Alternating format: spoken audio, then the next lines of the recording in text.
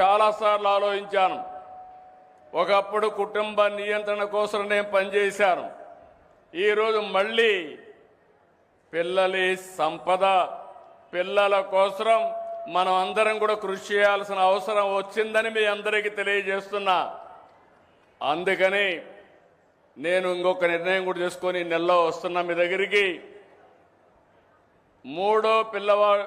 మూడో చైల్డ్కి 30,000 రూపాయలు పుట్టిన వెంటనే ఇస్తాం.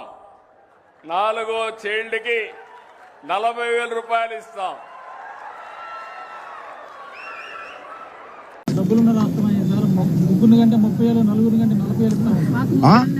నీకు పెళ్లి అయిందా బాబు? పెళ్లి కాని యువకులందరూ కూడా 30,000 ఇస్తాడు 3వ పిల్లని కానండి, 40,000 ఇస్తాడు 4వ పిల్లని కానండి.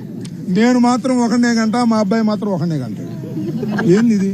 చంద్రబాబు నాయుడు గారు మాత్రం ఒకనే గంటాడు, వాళ్ళ అబ్బాయి కూడా ఒకనే గంటాడు.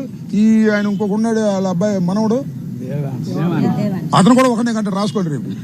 వాళ్ళ ఆస్తులు మాత్రం చెదరకూడదు, వాళ్ళ ఆరోగ్యాలు మాత్రం దెబ్బతినకూడదు. మీరు మాత్రం పెళ్ళైన కొత్త వాళ్ళు అందరూ ఇప్పుడు ఇద్దరు కంటే ఇంకోళ్ళు కానండి 30,000 ఇస్తాడు బాబో, జీవితాంతం బతకొచ్చు. మీ అబ్బాయిని పుట్టారు జీవితాంతం బతకొచ్చు, ఆయన్ని MBBS కూడా చదివించవచ్చు 30,000తో. అర్థమైందా? 40,000 ఇస్తాడు 4వ పిల్లల కంటే. ఇక చూసుకోండి, ఇక 40,000 పెట్టి అమరావతిలో 10 ఎకరాలు కొనుక్కోవచ్చు. ఎంత డబ్బు ఇస్తున్నాడే మీ దుంప దగ్గర ఏలంపాటు పెట్టాడు.